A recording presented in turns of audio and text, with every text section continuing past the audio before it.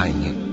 جو لوگ اللہ پر ایمان نہیں لاتے اور آخرت کا انکار کرتے ہیں، میں نے ان کا مذہب چھوڑ دیا ہے اور میں اپنے باپ دادا ابراہیم اور اسحاق اور یعقوب کے مذہب پر چلتا ہوں۔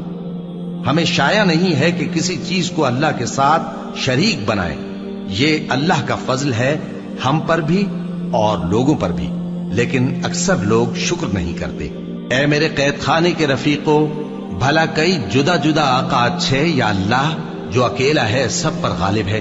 جن چیزوں کی تم اللہ کے سوا پرستش کرتے ہو وہ صرف نام ہی نام ہیں جو تم نے اور تمہارے باپ دادا نے رکھ لیے ہیں۔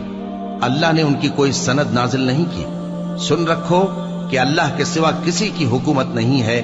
اس نے ارشاد فرمایا ہے کہ اس کے سوا کسی کی عبادت نہ کرو، یہی سیدھا دین ہے، لیکن اکثر لوگ نہیں جانتے۔ اے میرے قید خانے کے رفیقو، تم میں سے ایک جو پہلا خواب بیان کرنے والا